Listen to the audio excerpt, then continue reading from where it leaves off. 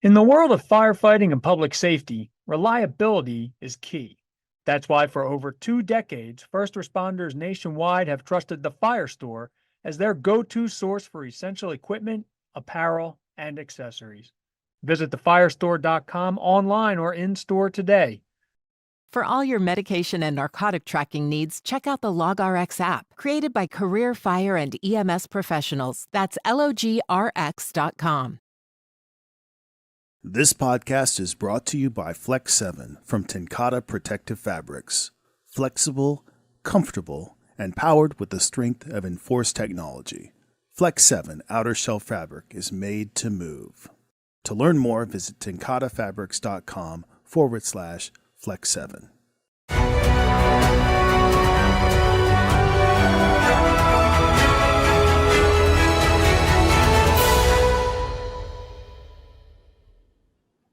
Greetings and welcome to the Women in Fire radio show. Today we're going to be talking about a new day and age, the difference between the Gen X and the millennial firefighter. Today I have an excellent panel. I have Chief Adrian Sheppard, who's the chief of the Redmond, Washington Fire Department, has over 26 years in the fire service. I have Deputy Chief Heather Mozdean, who's the Deputy Chief in Fremont, California, with over 20 years of experience. I have Lieutenant Laura Lyons, who's a lieutenant in the Des Moines, Iowa Fire Department with over 20 years of experience. I have Engineer Emily Scott, who's also from Fremont, has been in fire service a little over 12 years. And then I have Kat Desonier, I know I pronounced that wrong, who's a firefighter in Evans Fire Protection District in Colorado. And I have Brooke Simms, who is a firefighter in Denver, Colorado. So the times are changing in the fire service and with the generational makeup. The Gen X generally was born between 1965 and 1980. Millennials were born between 1981 and 2000, although some people will say it's between 1981 and 1996. And then we have the Gen Z, who was 2001 to present, or who some say is 1997 to 2012. With these age groups come varied life experiences and aptitudes. An effective supervisor will work to harness the varied skills among their members, but there are challenges that come with leading across generation. Gen Xers, which is a majority of some departments, are sometimes known as the latchkey kids. They learn to be independent and productive. Technology exploded during this time. They appreciate authority and work to live. The millennials have always had technology. They love to know the whys of everything, and if they don't like the whys, they will offer an alternative. They are visually very tech savvy, and the Gen X's keep work and life separate, where the millennials would rather integrate them both. So the first question I have is for the chiefs.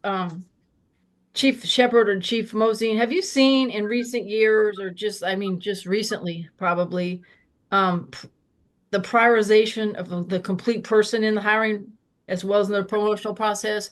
I know, like, when we came in the fire department, it was more like everyone knew how to use a hammer and the tools and all that. But have you noticed when you guys do interviews or chiefs interviews or something, a difference in the generations of prior before to now? Absolutely. And Heather, if you don't mind, I'll take the lead on it. Absolutely.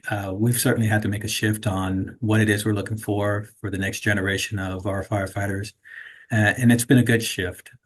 So even our testing process, how we do the written exam has changed. And we're looking for, well, first we do an assessment of our organization and we find what those blind spots are.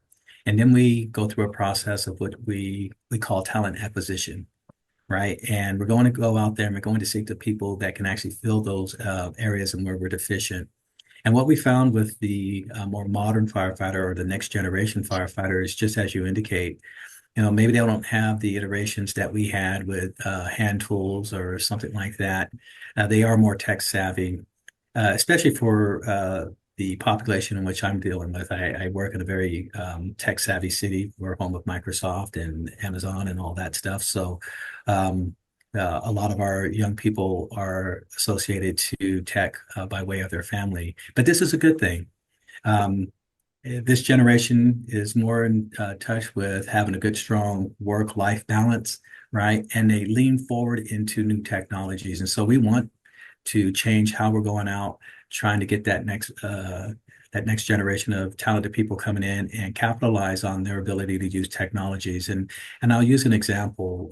We just put into practice an ultrasound. We use ultrasounds out in the field now for cardiac survival.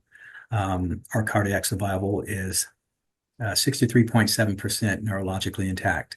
That's light years ahead of anywhere else, not only in the nation, but in the world. But as we put these technologies in play, we know that it's our next generation of people who are actually utilizing these tools and this technology to make more than certainly have better outcomes. And so that's what we look to when we bring the new generation in. Has it been challenges? Yeah, but we also know that a lot of the challenges are adaptive, right? We know that technically we can solve a lot of the issues. Before, they were always looking for your prototypical firefighter, generally a male, generally 6 feet or taller, who could swing an axe, right? And for those of you who know me, know that I'm not 6 feet tall. But that being said, you can see where the advent of chainsaws changed all of that, right? And as we continue to in place all these technologies and tools, and that mechanical advantage comes into play, then we can look for a more dynamic and well-versed workforce. And so that's what we're doing. Yeah, I think Chief Sheppard kind of nailed it there with that. We're definitely seeing that people who are coming into the fire service have less experience, maybe getting their hands dirty, but they're also way more knowledgeable because growing up with the internet has given them an opportunity to learn things that we couldn't learn at their age. And so we came in with a skill set that maybe was a little different. And I think, for my generation, I think we were sort of on the edge of that. We were less coming out of the skills. A little bit more of us came with an education. So I think there's even been, not just one generational transition, but multiple generational transitions.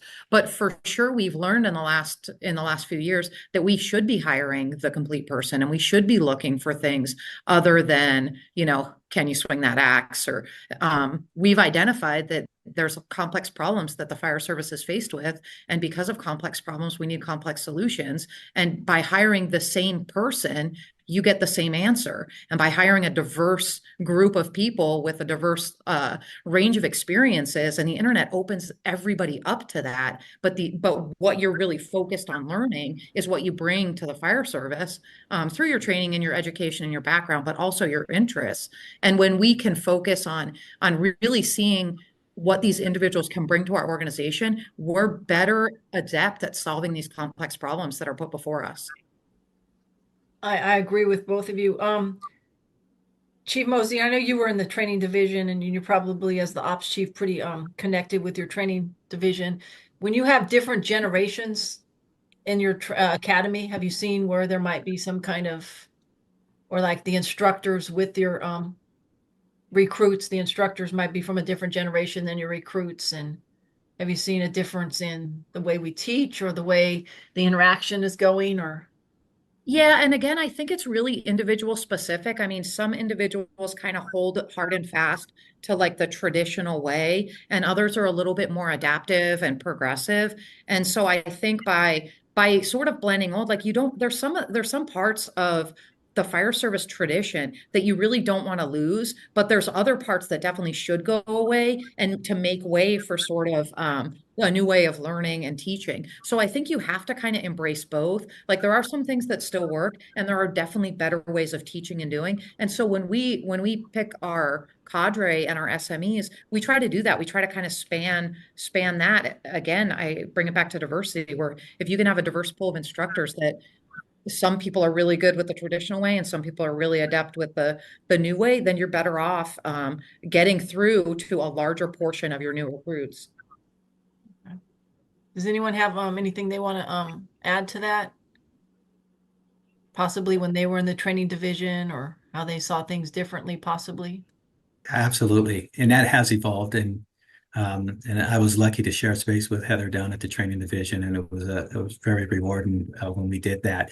I think that the evolution of teaching and coaching and developing people, you have to cultivate that.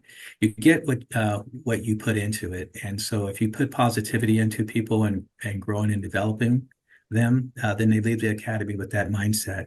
But if you abuse them down there, and maybe this is not the generation that's going to be accepting of that, they leave with that taste in their mouth. And so, we can affect them both positively and negatively. Some of the things that we do hold true, accountability, making sure that they do have a good, strong sense of values, and the willingness to put forth effort. We look at that. But how that effort is exercised, they're going to teach us. And so we have evolved and changed how we're approaching coaching and developing our people. When we had gone through the academy, it was, I felt like I was auditioning for SEAL Team 6. It was, just rough every day. No day was a good day. And you were happy when you graduated. But it was a brutal experience. And we want people to walk away saying, that was a growth experience for me. I learned something, and now I'm going to go out there and be a contributor. I agree. So we must acknowledge the differences among the generations. How and what do you feel are the communication styles that the different communication styles within the generations, if you feel there are any difference? And anyone is free to start to answer. Yeah. Well, and I'll take a little bit of a lead on that, and then have someone can chime in. I think that for my generation, we were just told what to do, and we accepted that, and we just moved it, shut up and load the wagon, so to speak. And this generation wants to understand the why, and that's valuable. And so they ask a lot of questions, and it's important for us as we marry workforces with the previous generation that we understand that they're going to ask a lot of questions and be prepared to answer the why. This is why things are done. And I think that yields a far better workforce, a better informed workforce. Instead, I think, go ahead. sorry. And I think that why is important because they do ask a lot of questions, a question usually within a question. And it allows for everybody, the older generation to the newer generation to say, hey, this is how the fire department started, and these are things that we did. And, tools were a lot heavier to what they are now, and to really bring in some of that history and that background. And this is how we used to do things. And the newer generation could then, especially with technology, train that older generation so they can really learn from each other. But they have to be willing to do that. And that open communication is what's so important to bridge these generations together. And I think everybody has a lot of knowledge and information to share. And I think that's equally important to understand, hey, this is kind of where I started and how things kind of have evolved throughout the years that are important. Like, this is what the fire department looked like when I got on. This is what the community, has evolved since I started as well. So I think all of that's equally important.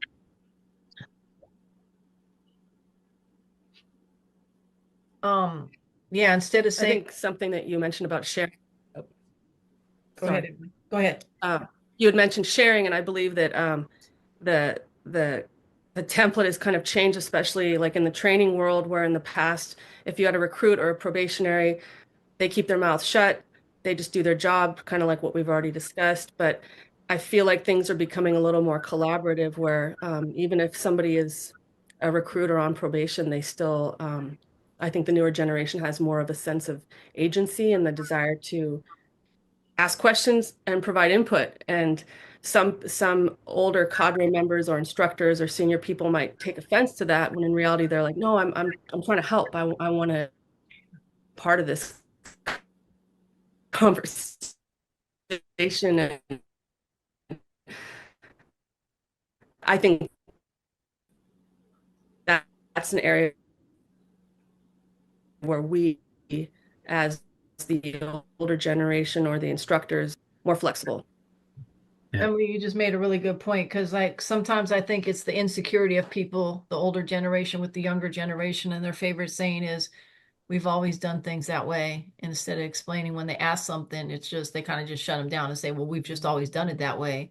And you're not really accomplishing anything with that. You're making the gap even bigger. And I think we've discussed it before on each generation can learn from each other. And I think all of you have kind of mentioned that already, like with the with the technology. I mean, there's officers till 3 years ago when I was working that still couldn't do reports, didn't know how to make the computer work, or if the computer shut down, or, it's like, oh my God, what am I supposed to do now kind of thing, where your newer the firefighter was able to like fix it and get it up running. So I think both the chiefs have kind of like said it's like collaboration. We need to make sure we're collaborating with each other instead of just shutting down the newer generation of firefighters. Absolutely. And I feel like the newer generation, I mean, they don't tolerate that, right? I mean, the older generation, sometimes there's cliques, and it's important to allow people to feel like they belong. It's that inclusion. And, the newer generation, they don't tolerate that. They want to belong. They want to know that they are serving a purpose and that they have meaning and that they belong. Yeah, you're absolutely right, Laura. And I think that with this generation, if they're not satisfied, they know that they can port their talent elsewhere. And so that's the challenge for the fire service, is that you may invest a lot of money in bringing these people into an organization and training them up, but if you don't have a culture of success, if you're not the employer of choice, then they will take that talent and your investment and take it to the next agency. And so it behooves us all to evolve and change and make sure that we are the ones where they want to be. Chief Sheppard, you just made a good point. I know just so you know, guys don't know, Heather, Chief Sheppard, and myself, or Chief Mozdean, we all used to work together. And I think when we worked, there'd be very few people, we could probably count on maybe one hands that left our agency to go to another agency. And it was probably because they were from the LA area and it came up and wanted a job and then went back to the LA area. But now you find people like Chief Sheppard just say they jump from department to department to department. If they don't feel the fit is right, if they don't feel that they're being valued, which is huge. I mean, we need to value everybody, especially the diversity, how Chief Mozdean talked about. And if they're not, they just go to another department. And before it'd always be like, I don't want to start a whole nother academy again and start from scratch. But the newer generation or the younger firefighters, they value respect more than thinking I have to go through the academy again. Brooke, you have your hand up. Hello, yes. It's Brooke Simms in Aurora, because I don't want anybody to listen to this and they think I switched departments. But I think that a lot of, we have all of these buzzwords right now, right? Diversity, and has been a topic, and we're seeing more of the diversity as well. But I feel like Laura hit on it very well with talking about that belonging piece, because that is huge, right? The younger generation, and I'm a millennial, so I can never, but yeah, just having that equity as well, right? Having that piece where, if I think it would do well for departments to like treat everyone the same, right? And so we see that as well, especially as women in the fire service as well. And then also that belonging piece is huge, because it is absolutely correct. And a lot of the times, like, we know that saying, it's not what you say to me, it's how you say it. And I think that sums up a lot of how like this new generation coming in feels. And it's like, if you don't talk to me in a way where you're seeing me as that equal and having that equity, I'm going to see if another department will do better in another department, so is definitely, I feel like the biggest things is that equity and belonging. Yeah, I think Brooke is right on the mark with the belonging piece.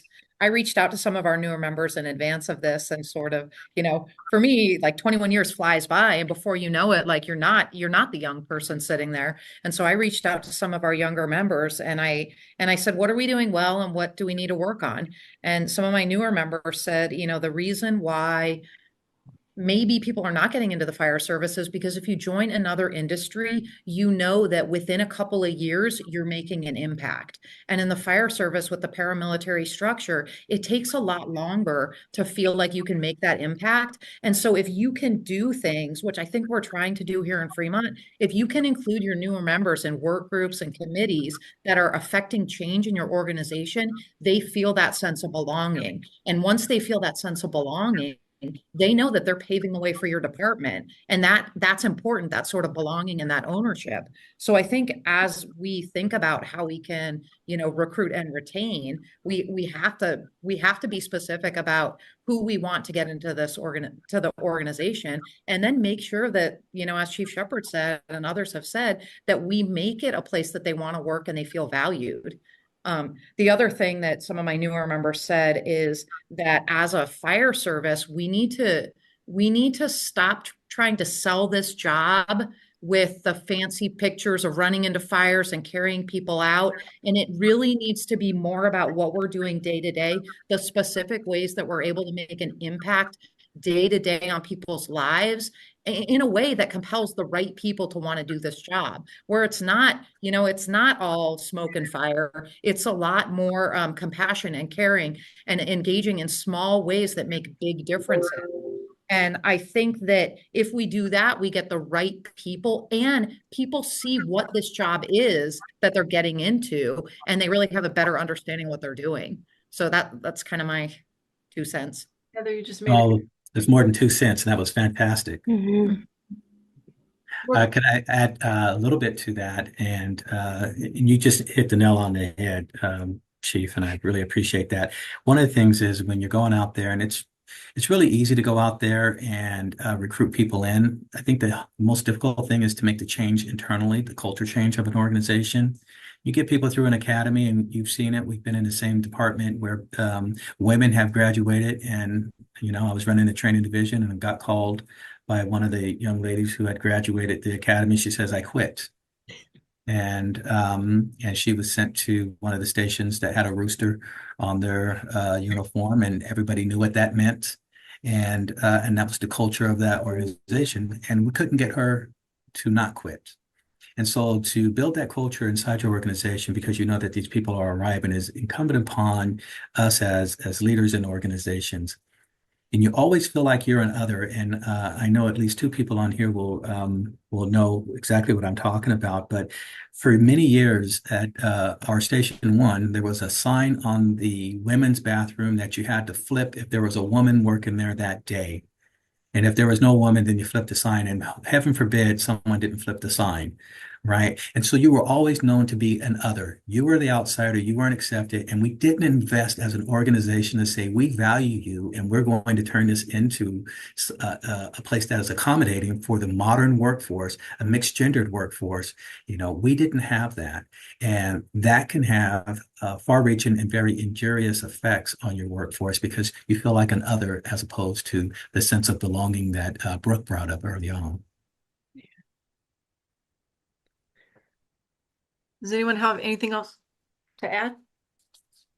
Just one more thing. I think we talked about the why. The millennial generation always asks the why and wants to know the why.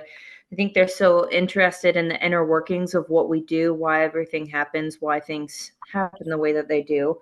And sometimes that butts head with tradition, because with the use of technology and all of the studies that have come out by UL and everyone else who does fire science studies, the millennial generation is typically the generation that goes out there and says, hey, there's a new nozzle, let's try it. Well, what's the data on it? And then, sometimes the other generations say, well, the same thing. Hey, we've been using these nozzles for years. And just as an example, why would we change that? They put the fire out, and they just want to be efficient, and they're curious, and they want the best for the fire service and the best for the communities that serves. And sometimes that seems like it does butt head with tradition. So I think finding that good balance between, you know, respecting tradition and embracing, you know, what is best for our communities, and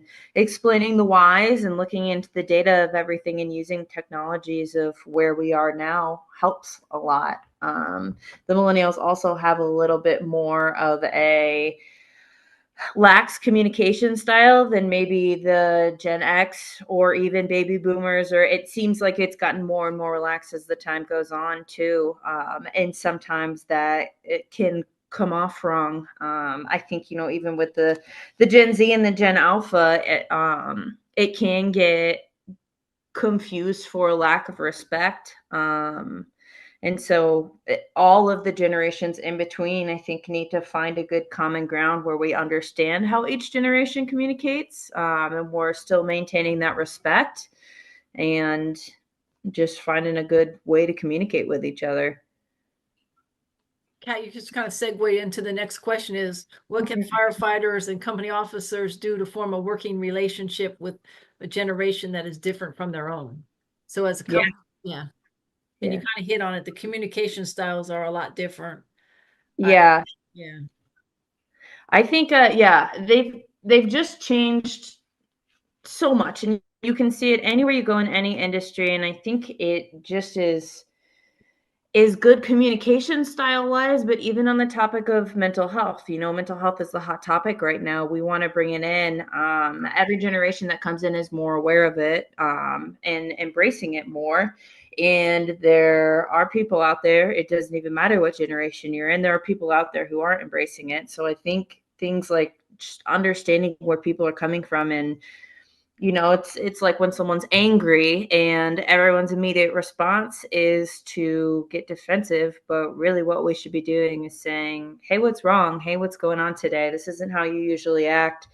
I think if we all would just have a little bit more patience with each other, and you know, kindness is key, and just take the time to understand why people are acting the way they're acting, why they're doing the things that they're doing, because at the end of the day, 9 times out of 10, everybody has a really good reason for it. Yeah, that's really good information. You know, previous generations would just say that person's crazy. And they had that. It was just black and white. The new generation will say this person's navigating some mental health challenges. And again, going into asking the why, and, you know, really wanting to explore what's going on for that person. And so I really like how you frame that, because that's important. You know, we do want to lean into the mental health. And as we continue to evolve, right? I mean, there's less fires. So we evolve our service. You know, I've always said the fire service is one of the few businesses where we systematically try to put ourselves out of business. And we've done a really good job of doing it. But as we do that, we need to look to new opportunities, and leaning into the mental health aspect of it. It's going to require a different workforce, right? A better informed workforce, one that's a little bit more inquisitive. And so it gives me something that I wanted to say, and it's really the leadership paradox for us as we evolve as a service. You know, my thing is, how do you remain flexible to the context of the situation while maintaining your core values, right? So the core values are there, but the context of the situation may change, right? Or how we're approaching that. And that's really one of the challenges too, as all you future leaders and the leaders currently here are going to be confronted with, evolving and changing that, and making sure that we have a workforce that will meet not only today's, but tomorrow's challenges. And that mental health aspect, Kat, that you were talking about, is certainly where it's at for us today. Brooke, you had your hand up. Brooke. I did. Yes. I wanted to add on to that is just looking at the fact that we go into our communities every day knowing that we're providing a service. And I have worked alongside of people, whether I agree with their like personality or whatever it is, worked alongside of them, and have seen like, man, like as far as doing the job, like they are there, right? Some of the best of the best. Shout out to Aurora, Colorado.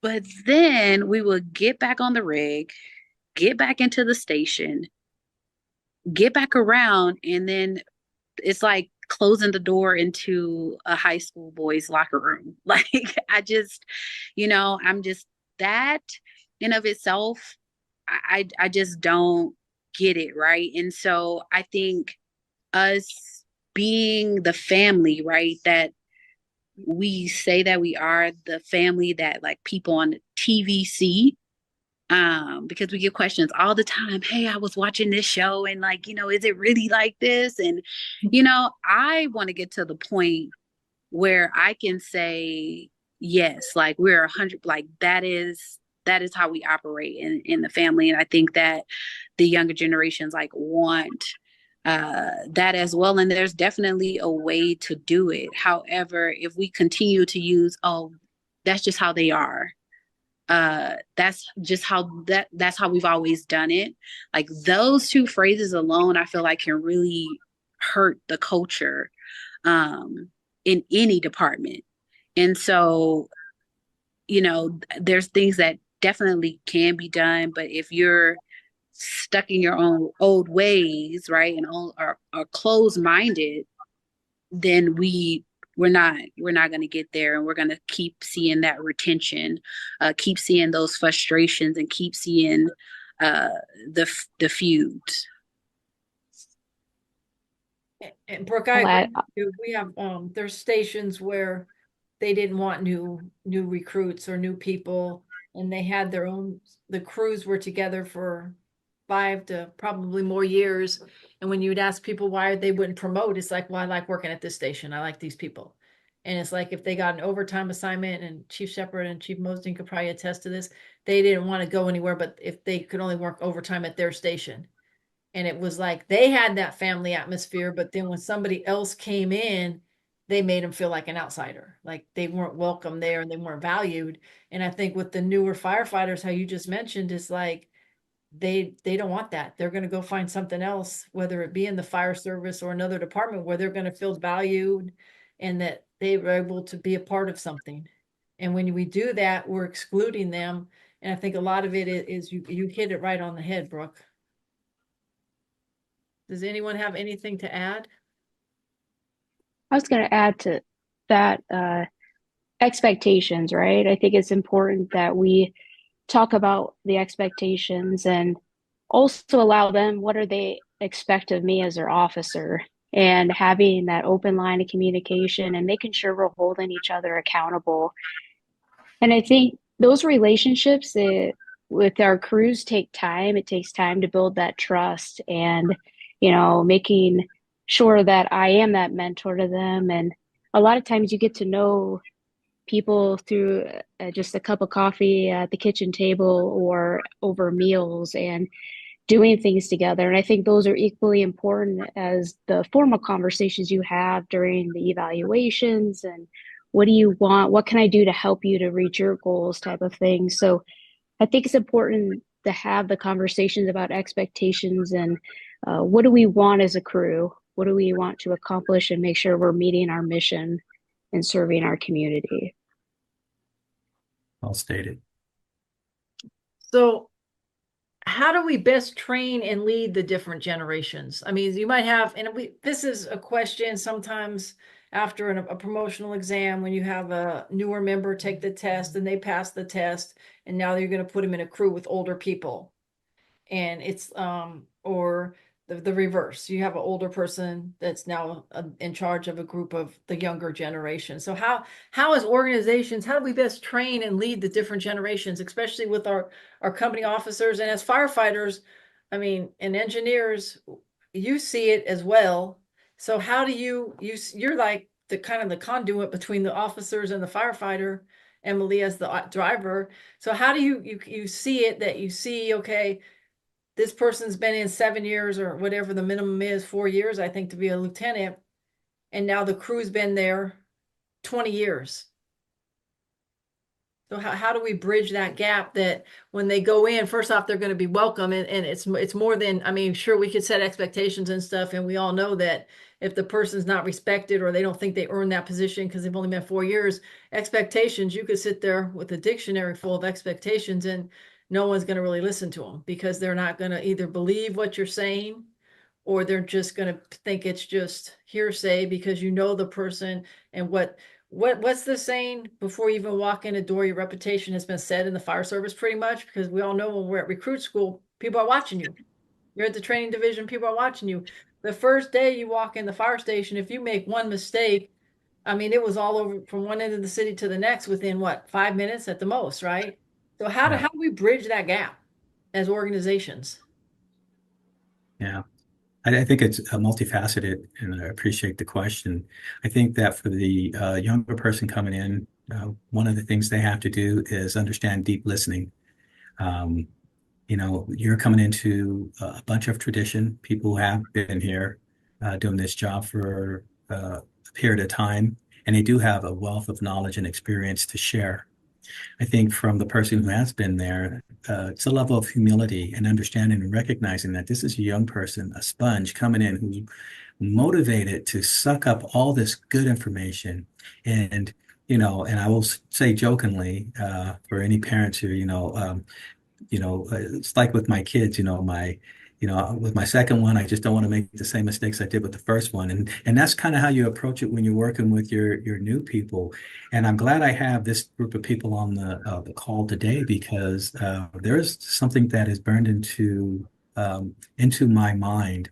And it's when Chief Mozdean was actually teaching an academy one time. And maybe pulling back on some of her collegiate sports, and how she coached and taught people. And I seen her pull a group of people over, and it was firm. It was firm, but she was coaching them, and they willingly listened because they weren't being disrespected, but they were being coached. And I think that the older generation needs to recognize that they're in a position, the older generation's in a position to coach appropriately, not abuse. And the younger generation needs to understand that it's time for deep listening, and yes, ask questions, but listen to the answers and understand the why that they give you. Yeah, Adrian, that goes kind of be like talk how you want to be talked to. I mean, think of it, when you're talking to somebody, would you want that person talking to like your mom or somebody like that? No, you wouldn't. Yeah. So always kind of talk to the person how you would want to be talked to. Yeah, Chief, Adrian, thank you for that. But Chief Baker, you're totally right. Chief Sheppard, you're totally right. It comes down to, respect and understanding and communication, and, new people coming in, understanding what they're coming into and having some open-mindedness in terms of what they're coming into. And then the people that have been there for a while also understanding that the people coming in, they're coming from a different place and a different time, and having an understanding of that. And then with the basis being, I'm going to learn from you and I'm going to respect you. And that goes full circle to back to what we talked about first. And that's when you're trying to hire people, you need to be looking at the full package. You need to be looking at, is this person flexible? Are they capable of understanding? Are they capable of empathy and seeing things from another person's perspective? And when you get that with the addition of treating people how you want to be treated, talking to people in a respectful manner, respecting differences, I think then you're able to sort of bridge those gaps a little bit more seamlessly in the workforce. But it takes consciousness and deliberation on each generation's part to make sure that we're doing that. And it's not always easy, and it's in some ways it's counterculture for the fire department, but we're getting there. We're making great strides. I mean, I don't know how many Absolutely. times I've been on a assessor and assessments panel and you hear, they're telling you what they're looking for in their promotional process. And it's like, well, we're your young department, we're a young department, we're a young department. And you always want to ask, well, okay, but what does that mean? I mean, because you're a young department, does that change what you're looking for as far as an officer? I mean, and Right. Chief Mosey, I think you could attest to this. When I got promoted to battalion chief, there was a station I was hesitant to want to be in my battalion, and it ended up being like one of my favorite stations because I went in there and sat down with the officers and said, you guys have more experience and more knowledge than I do. So, can you teach me things I don't know? And when you do that, I think it just totally earns their respect. I mean, they were just like, okay, wow. So, Yeah. I mean, instead of going in there like with a firm fist, like I know everything, because I don't think anyone knows everything. Emily, did you have your hand up? Yeah, I think in terms of like inside the firehouse, I'm kind of in that weird liminal spot where I can get kind of, especially with probies, I can get a little bit torn because I have to stay in my lane, but I also am senior to them, and sometimes they come to me for advice or questions about how to tie a knot, whatever it is. And what I've learned as having a company officer and then having people beneath me, I've learned over the years it's okay to just say the thing you're thinking. And I don't mean like I don't mean like go and start insulting people. I mean, if you sense that something's going on, whether it's with your engineer, with your captain, anybody, I think it's an older model to be silent and just to, like somebody said earlier, like, oh, that's just how she is, that's how he is, that's how it is. We don't talk about those things, but it's okay. It's okay to bring things up, even if it's not your normal crew. And I learned that because I've had days throughout my career where somebody, whether it's my company officer or my firefighter or somebody else on an overtime shift, has asked me like, "Hey, what's going on? You seem off today." And I'm like, "Do I?" And it's interesting because sometimes I don't even realize that I might be acting differently, right? And so the times they've said that to me over the years, it's something where I can do a little thinking, and that's always been good to me because then it means they're curious, they want to know what's going on. And I'm not talking operational right now, I just mean station life, and that's sometimes the best part of the job. So I in turn do the same thing. I'm very inquisitive. I like asking questions, and I'm curious, and if somebody puts up a wall and like, I don't want to talk about this, or I've got it, I'm studying, I figured it out, then more power to you. But usually if you create a space to give somebody an invitation to talk about something, I've noticed in the firehouse, it's well received. And if not, you move on, But I have a tendency to be more the coach style. I can be touchy-feely, behaviorally, where I'm very warm and receptive, and that has usually been a good thing. And if it's not, I don't. That's okay. Emily, I agree with you. I think with the younger, newer firefighters, they are more inquisitive and want to ask how you are. And it's not just the why. Why are we doing this? Why are we going grocery shopping every day at 9 o'clock, which is probably not a good example, but why do we do things? But you're right. I think they are more into wanting to say, "Hey, are you all right? I noticed the difference in you." I mean, it seems like they're more generated towards, I don't want to say be your friend, but they want to make sure that everybody's okay and taken care of. Where Yep. before we would go on calls and I mean, we'd come back to the station and that'd be it, right? You'd clean up the equipment and go to bed. It didn't matter if somebody died or, I mean, whatever it was. So now it's more like into the peer support and employee assistance and such. And it seems like, hey, did you have a bad day? Let's go have coffee or something. Let's, where I do agree with you on that respect, as far as the newer generation firefighter, the millenniums, they're more wanting to make sure everybody's okay, like the nurturing kind of. And it does affect us operationally because, if somebody's off, if somebody's not feeling comfortable with their crew, they're whatever the situation is, ultimately it's going to affect us on calls. And that is my primary concern. I want everybody to be safe. I want to be safe. And so I've just noticed sometimes you just got to get the gunk out at the station, talk it out, move on, and then go run your calls. And people have a tendency to perform better, I think, under those types of just better communication type circumstances. But, that can also be a little bit. But I think another thing is with the millenniums, they grew up with technology. I mean, they don't know anything different, right? They had cell phones and when they were, 10 years old or whatever and such. So they don't know anything. So like you could be sitting there and thinking, God, I wonder what, and they'll pull out their cell phone and they'll look it up right away and give you an answer. Like before you'd be sitting there like, I don't know what time you think the store opens. I don't know what time you think it opens. We could call them. They'll just say, oh no, it opens at this time.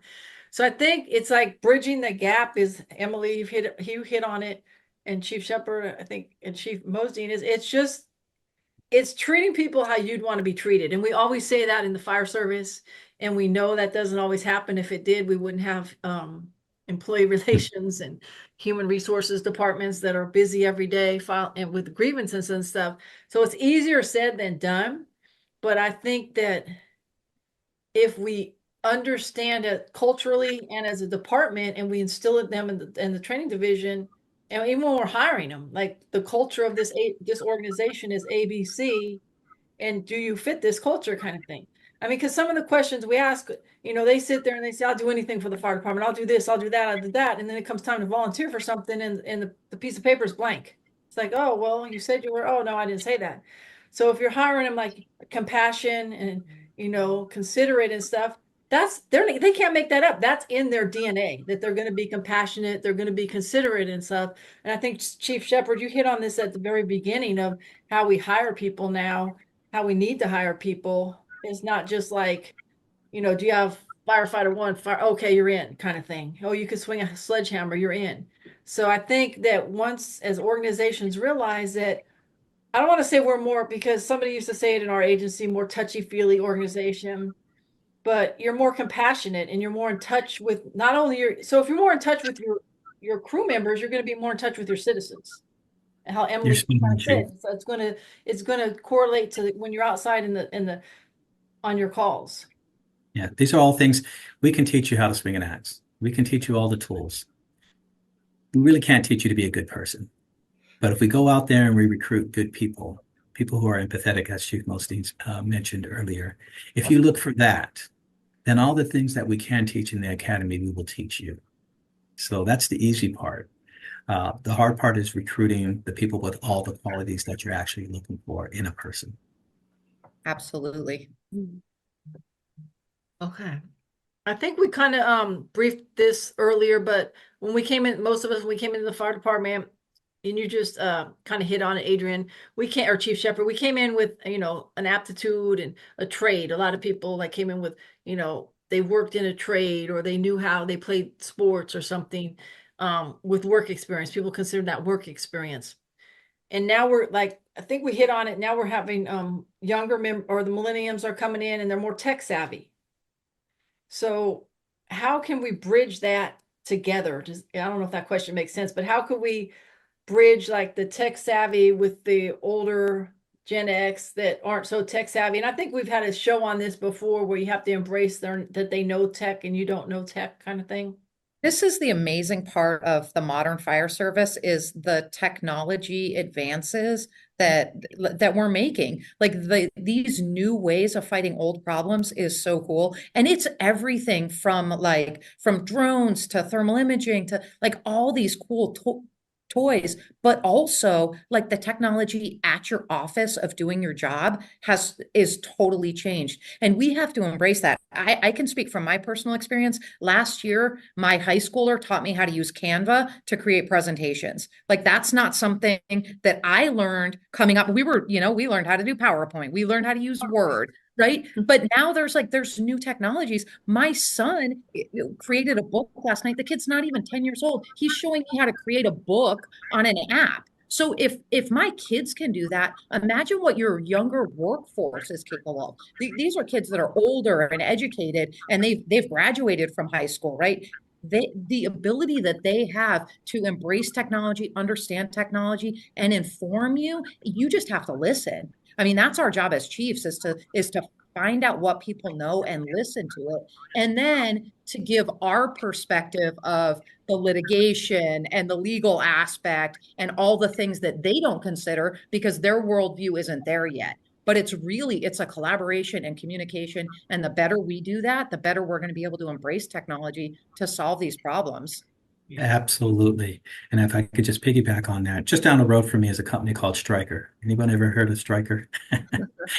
It's all throughout our fire service. And so we work very closely with them on all the latest gadgets and stuff that they want to deploy in the fire service. And I'll circle back to some of the things that I said very early on. We're using ultrasounds right now. And that is because we have a very tech savvy workforce. Having an ultrasound, we suspect, and I forget the actual metric that they had, but we believe that of the number of people who die from cardiac events, that almost 70% of those people could have been saved, the ones we lost. Our statistics here, as I mentioned earlier, 63.7, when the national average is maybe around 8% at best. 8% at best. But that's because we have a young workforce that's leaning forward, looking at some of these technologies, saying, hey, have you considered carrying blood? I hadn't considered that. And now we carry blood, which requires us to actually have a refrigerator to keep it cool and to have a warmer to keep it warm when we're about ready to put it inside somebody. But we've saved people in the field when we normally wouldn't. And that's because this younger workforce. And then as Chief Mozdean mentions on the back end, the fire service is dead without data. And we are so data rich right now. I can give you statistics on just about anything, but I would trade 2 firefighters at any one point for 1 solid data person because I know all the things that I'll get with good data. And so the use of Power BI and building all these reporting tools for ourselves, that's your new workforce. And we have a firefighter who crunches data day in and day out, who is, a statistician. And so we capitalize on that background, bring them in, train them. They are a fully fledged firefighter, but they're also somebody who has a wealth of experience that's going to yield us far much more to either building fire stations, to buying apparatus, all these different things. When we measure outcomes and how do we tweak it, we're literally moving a fire station. We are literally moving a fire station just across the street. And oddly enough, the data tells us that if we move it across the street, we will have all these different outcomes. And so it's costing us millions, but it's saving lives. And so, that's how we quantify it is how does this affect positively the outcome? And that's your workforce. That's your new young workforce. And Chief Sheppard, you just randomly made a good point, but what happens if the administration, let's say you have a chief or something that's old school, like even before Gen X, like baby boomer still is your fire chief, and they're not open to the ideas. That's when you're gonna, and you could disagree with me if by all means, that's when the newer millenniums are gonna get upset, not upset, but they're gonna realize that their ideas are they don't care. They don't care what I say or whatever, and that's where you're gonna start losing your firefighters. Because you're absolutely right. Yeah, and that's where we have to realize that there's a shelf life for all of us. I know that mine is approaching, and I have to look at new ways. And when I can't see things as nuanced and new as the next generation, I need to give them free rein to go out and reinvent the fire service. We've done it ourselves. You might not know it, but you've all done it yourselves. And just one person changes the culture of an organization. And so you have to have that understanding that you have that power to do it. You're absolutely right, Chief Sheppard. I mean, I think hearing that, no, that's not a good idea, and you just get shut down, it's going to become a point where you're just going to either give up and just go to work and not do anything because you don't feel valued. And that's how our generation was. And now the millenniums are going to be like, no, there's all these departments to look on Daily Dispatch or the internet and see all these other departments that are taking lateral transfers. And can I do a personal plug? Sure. This is a young Adrian Sheppard. But we had a thing where we had a 746 form that we filled out every single day to check out our apparatus. And you filled out a form every single day. So you had one form for day 1, new form for day 2, new form for day 3. And by day 15, you had no idea what took place on day 1, 2, 3, or 4. And where did these documents go? They just collected them at the end of the month, and then they just threw them into a pile, and no one paid attention to them. And one night, a young guy, handsome fella, decided he was going to write a whole new form, got no permission from the city, no nothing, and came up with a one sheet and implemented it without permission. But no one knew.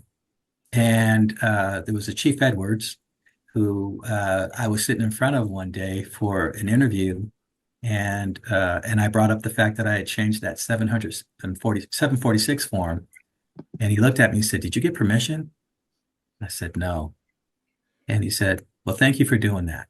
And I really appreciated him doing that rather than me being in trouble. And if leaders could be like that, we would all be the better. I felt so welcome to be able to have that kind of change inside the organization. Yeah, that was a great change. Personal plug. Sorry about that, everyone. You have to indulge me on that one. So we kind of hit on this a little bit, but officers and chiefs, they must acknowledge generational differences and develop common goals for team members. How? And Kat, can I get your take on this as a pretty new firefighter? You've been in for 6 years. How do you think that officers can acknowledge the differences? I don't know who's on your crew, if your agency's all kind of young or you have older members, but how can we develop common goals for the team members through the different generations? I think just through collaboration and conversation and listening, people will, people of every generation. I don't think there's one generation that hesitates to tell you what they want when you're asked, especially firefighters. We always want to share our opinions about things, and don't hold back when we don't like something. So I think listening and getting together, and sometimes it takes a moment to step back. I work in a pretty small agency, so it's nice that my chief is very on the same page as the rest of the crews are, and takes the time to meet with every crew and sit down and check in and see how things are going. But as departments get bigger, because I've been in places with larger departments and worked there, there becomes a disconnection between, maybe that chief and that rookie firefighter. And when you have people start being numbers instead of names, it's hard to see how everything's going. It's hard to stay in touch. So I think just knowing what's going on down there, and just as simple as asking, having a conversation with someone and seeing what's going on. And I agree that I remember I was working overtime as a battalion chief downtown, and I was relieving a battalion chief that was there obviously the shift before, and a younger firefighter came in. I hadn't been in the agency that long, mostly worked downtown, and he said introduced himself. I had known him, but he introduced himself to the other battalion chief, and the other battalion chief goes, "I don't care what your name is, you're just a payroll number to me." And I was like, that just like stuck with me. I'm like, and the guy looked, and the guy's like, "Well, this is my name anyway," kind of thing, right? So I pulled the guy aside later, and I'm like, "Dude, that was wrong what he said. You do matter to us. You're not a number." I said, "I don't even know what your payroll number is. It's on telestaff. That's all I care," right? Is that there's something in telestaff that shows that. And it showed this was an older battalion chief and a younger firefighter, and it just showed like the discord between the two. And it really, to this day, I just remember it happening. I can remember it was at the change of shifts, and I was like, wow, this was bizarre. But yeah, I just started teaching at a fire academy last year, and I've heard the conversations of, well, this new generation coming in, what's wrong with them, or what's up with them, or they're this and they're that. And it's, it's hard because we see the differences. And I've even seen some of them myself with some of the recruits that are coming in. So I think it's super important that we make sure we keep our standards high. Especially being a female in the fire service, I pride myself on the fact that I took the same physical test as every other male firefighter did. And I raise myself to those standards.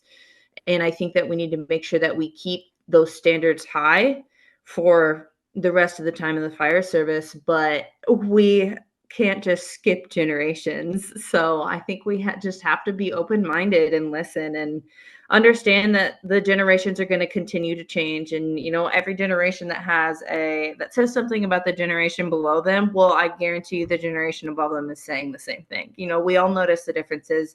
We notice the changes. So just making sure we're listening and making sure we're figuring out what our values are, sticking to those values, keeping the standards high while being able to train the next generation, finding the appropriate way to train them and what their needs are.